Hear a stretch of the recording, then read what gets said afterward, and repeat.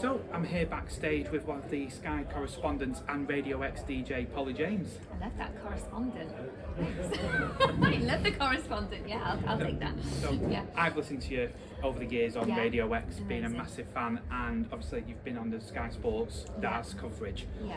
What got you into darts? Was you obviously a fan, I take it? Yeah, it was a fan, and will always be a fan first and foremost, because you never want to lose sight of what it's like to be a fan, especially in my position in terms of reporting, because you're the first person on call, you know, or there at the scene when they've won, you know, and you want to sort of deliver what the fans want to hear as well. So, but yeah, a fan for a long while. My first time at the darts was at Ali Pali. So my birthday's 27th of December. Oh, I'm not just telling you. I'm another December Oh, person. perfect. So I mean, so 27th is, you know, smack bang in the middle of the world, generally the business end of it. Yes. So we used to go, and I say my first time was maybe about 15 years ago. Yeah, I've loved it for a long while. I don't know what it is. It's just like you just click with it, don't you? You Yes, know, there's absolutely. just something about the darts that you can't put your finger on, but you just love it.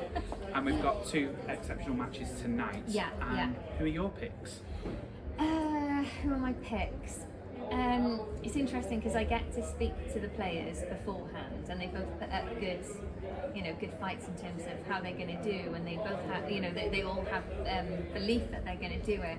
I am super excited for Michael Van Gerwen and Andrew Gilding. Yeah. Probably more than I feel anyone else here. I think it's going to be an absolute humdinger. I don't know. It's going to go one way or the other. Michael's going to run away with it, or Andrew Gilding's going to hang on in there.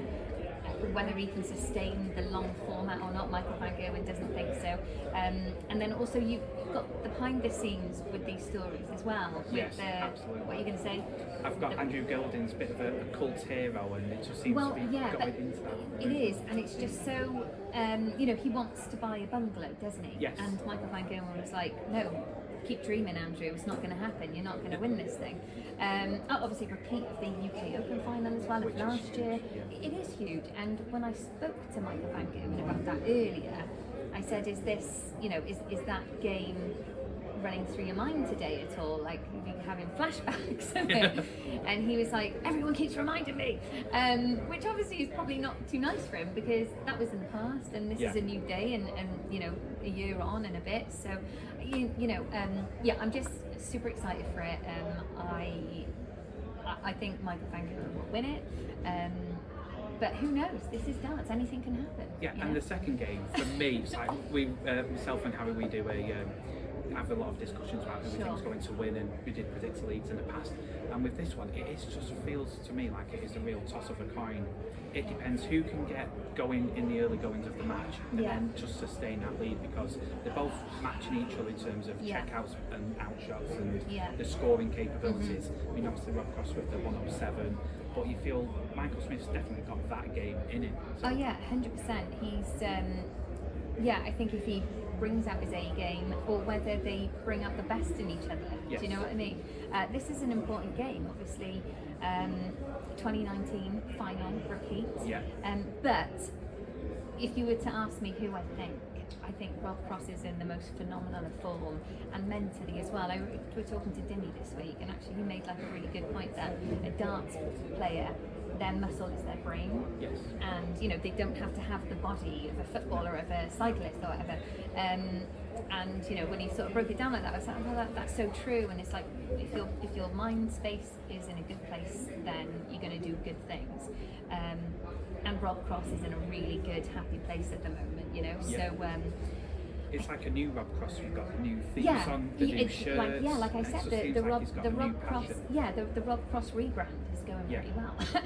But you know, he's just moved house, so that's all done. So, and obviously, like one of the most stressful things in the world.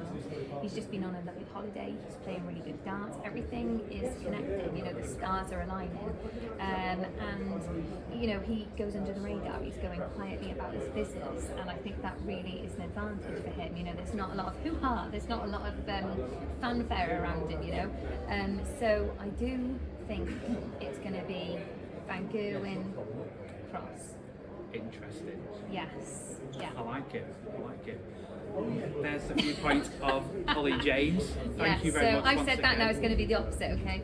Oh yeah, any prediction? I mean, I know from previous any Yeah. predictions I made just went out the window. Yeah, sure. There we go. There's Michael Van Greenwood's manager there.